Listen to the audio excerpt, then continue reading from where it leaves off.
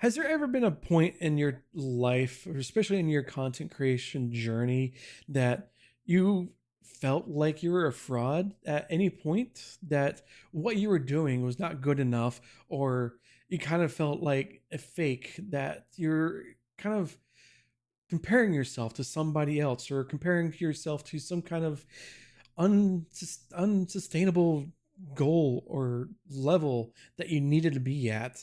Well, tonight we're going to talk about imposter syndrome and basically why it could be a good thing, but majority of it is something that a lot of us deal with on a day to day and all the time as a content creator or even as a maker. And it does affect uh, everybody in the whole artistic um, creator system, ecosystem, and anyone who makes, or is basically what I'm trying to say is, if you're human, it affects everyone. Doesn't matter if you're a creator or not. So let's actually talk about what imposter syndrome is. And a good way to actually think about it is to actually go to Wikipedia and what they have to say on what is imposter syndrome. So it's also known as an imposter phenomenon, is an experience in which a person suffers from a feeling of intellectual and or professional fraudulence. One source defines it as the subjective experience of perceived self-doubt in one's abilities and accomplishments compared with others, despite evidence to suggest the contrary. And from my own personal kind of antidote is that I have experienced, and I still continue to experience this. I think everyone else does, that you kind of set yourself up on a pedestal that you'll never be good enough compared to other creators or other makers or anybody else. And that's something that, you know, it's we have to deal with from, you know, every day, constantly every day, throughout our lives. And it doesn't help when social media is so prevalent in our own lives that we are subjected to, like Instagram Reels or YouTube Shorts or even TikTok or whatever.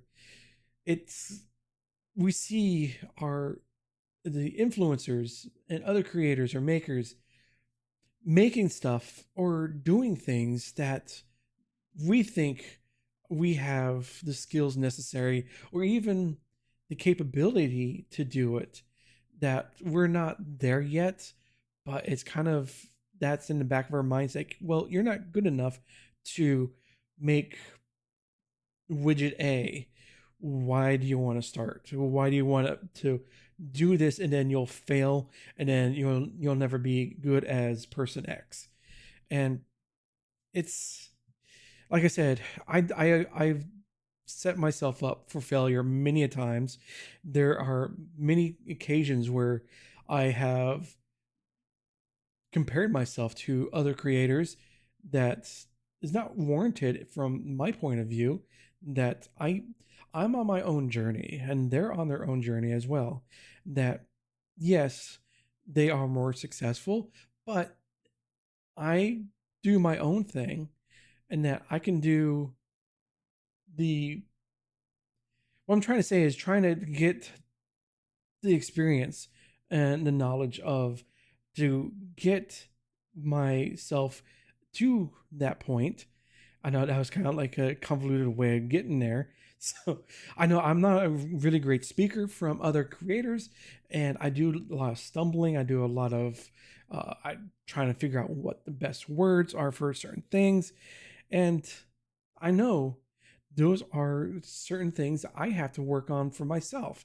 And it's, it's going to be a long, arduous task of trying to figure out, of getting to the point where I'm not stumbling over words. I'm actually more of a better speaker. And I was much worse, believe me, when I first started out. I was just sitting there where I hit live or go live on a live stream, and I'll just sit there and look at the camera. I just become locked in, and my brain was just like buffering. There's nothing going on. Lights were on, but no one was home. Kind of mentality.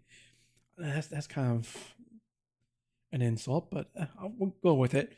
Anyways, it it kind of puts you on the spot that how I was trying to get to be a live streamer in my early part of my career, content creator career. Um, it put you on a spot where you have to set yourself up to always improve on the next go round and try to be a better presenter and a better interviewer or anything that you're trying to do. And for me, it was just getting out there and just doing it. And that's what helped me a lot because I'm a very introverted type of person. I don't really go out uh, a lot of speaking engagements or anything like that. There was a point in my life where I was a uh, higher up, not higher up, but I was running a group and I was trying to also be a presenter and in front of a whole bunch of people. And that's even worse is when you're in front of actual humans because this is easy. I'm doing a live stream and recording this episode, but it's easy because I'm just talking to a camera and I don't have to. I don't get that actual uh, feedback from actual people in right in the moment. It's just afterwards. But anyways, it was it was nerve wracking, and I was sweating.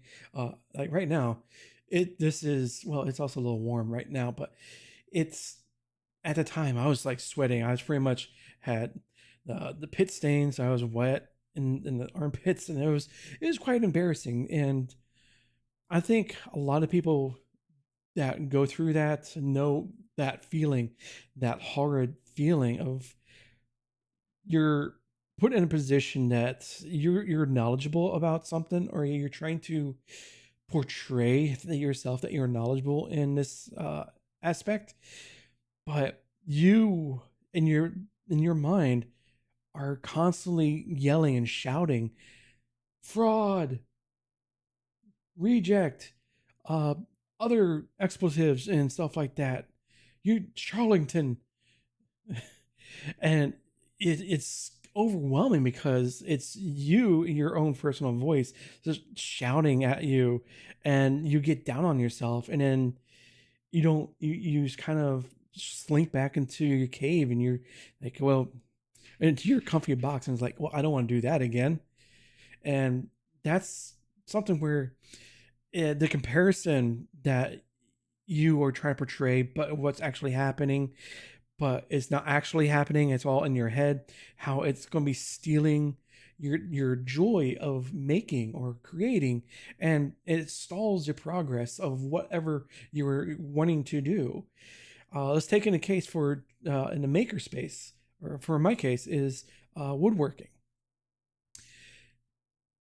Actually, good. If you're watching the video, I'm pointing up to that's behind me is a Murphy bed I had put together. It was out of necessity because we had family coming down. I've told this story many times, but anyways, I had never done a project like this before, and as I was doing it, I was constantly doubting myself and saying, "This is going to turn into crap. You're going to have to spend another um $200 to $300 because all the stuff that you've done is going to be scrap, and you're going to have to start over." And you're exactly right, Kat. Uh, Use positive affirmations to help you to get past that as well. But it's just kind of like you're sitting there, and it's you know you can do it. You have that enjoyment, but with the imposter syndrome, imposter, it's sucking all that joy of what you wanting to do, and you can see it in many different cases where large creators, large influencers, I'm sure if they say they don't, uh, if they don't experience imposter syndrome, they're lying, because we, as a human species, as a human being, we are susceptible to this feeling no matter what. And it sucks because it's something that we have to fight against as we're fighting against external sources and trying to learn and better ourselves. And one of the strategies I had mentioned just a moment ago was continuing to do this and to get more experience in like woodworking and um, all sorts of different things. Just trying to get past that little barrier, that little, not barrier, because I think that is kind of like it puts up too much of a uh like a barrier, too much of a something there in front of you, but it's more of like a speed bump that if you can get over it, it's not insurmountable. It's something that you can get over. It's going to take a little bit of effort, but it's not a. It's basically comparing a speed bump to a mountain. Trying to get my examples out. um, so it's something that you have to constantly work at. That things are, you know, not insurmountable, but it's you have to work at getting better or getting past that point where you're constantly getting stuck or you're constantly fighting yourself. And especially like in the content creation space, the live streamer space, if you're trying to think of yourself as being competitive against other creators, you're not really going to, excuse me, you're not really going to win, because there are no winners or losers. The only losers are, I shouldn't even put it that way. The only way you'll fail is if you don't do it, if you don't attempt to do it at all. I don't know if you know, if I understand what I'm trying to say is that what was that mean? You miss 100% of the shots you don't take. But you got to reframe your competition. You're not looking at competing against this person because they're able to pull in 100 viewers or 1,000 or 10,000 people watching their streams or their videos, and I'm sitting at 2. What are they doing that is better than me? And you can learn from different things, but you have to also look at a other creators that are more in your lane. Don't look at the 10,000 or 1,000 viewer streamers or creators. You want to look at the people that are from 5 to 20 if you got low numbers. What are they doing? And what you could be trying to emulate or imitate. Don't try to completely rip off. Like in the case for live streamers, don't completely rip off their whole setup. They have their widgets and other alerts or anything like that and get exact same, because you're thinking, well, if they're using this, I can use it too, and I can get 20 viewers within a week. That's not going to happen. It's just that you have to be more upfront with yourself. It's like, what are my weaknesses? What can I do to get past, or at least try to work on getting past that? And you can be you can be inspired by certain aspects of what a person does. Like I used to do a what was it? It was late last year. I did indie games. It was kind of I'm blanking on the actual framing of what I was doing. But I was thinking it was indie games, but I was kind of framing it under inspired by Last Week Tonight with John Oliver, where I go through. No, it wasn't indie games. It was going on in the alternative platform content creation space. where I'll go through the that week's stories and in a weekly kind of format. I was inspired by John Oliver's show, but I didn't actually rip off everything. I did heavily inspired, like the title where it wasn't flipped, but the thing is, I tried working on something I was inspired and wanting to try out. Did it work? No, not really. It was something that I figured that wasn't working for me. But setting personal benchmarks instead of comparing myself to another person was also helping. Where I'll be like, okay, let me work on different style thumbnails, which I'm doing right now. I'm making sure that my thumbnails are more in line in a certain art aesthetic. I'm working with that all podcast episodes I post out there are certain using a certain color and certain aesthetic, and is separate from a regular video. So I kind of, when you look at my channel, you can see, oh, well, these thumbnails are for podcast episodes, and these thumbnails are for a regular video, and this one is for this. So it's kind of like I'm setting myself up a goal that I'll go through and do this for the next, let's say, 6 months, because or a year, because if you do something consistently, you'll get better and better at it. And that's something that I'm trying to do for myself. And I've been failing at doing consistent live streams for the past couple, let's say, past month. And that's something that I'm having to fix. That going forward, I'm going to have to set up a time and date to do the live to tape recordings of these podcast episodes on a certain date, certain time, and not something where it's like, oh, if it's a Thursday, you haven't done it in a while, might as well do it. I'm not forcing myself, but I want to be more consistent, because when I'm more consistent, I feel better with myself, and I feel better with the end product that I be producing, because I did it for a good couple years.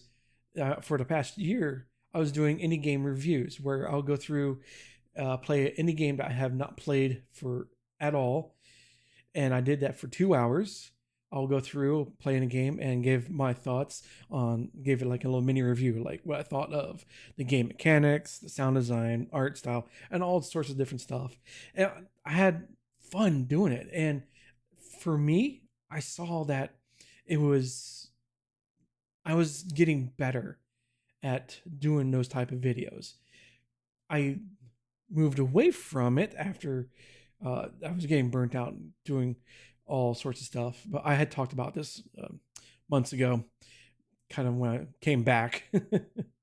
But what I did is I see those videos and I see the blog posts I extracted with the transcripts from those videos, and I posted those out. So it's kind of like making a point of documenting my journey of continuing to improve myself and to better my skill level as I was going through things.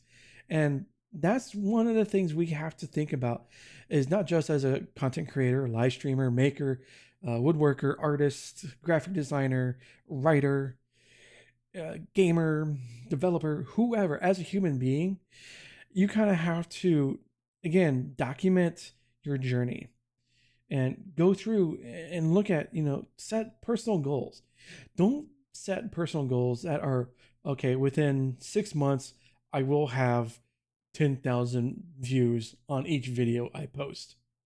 That's unattainable. Do something like, oh,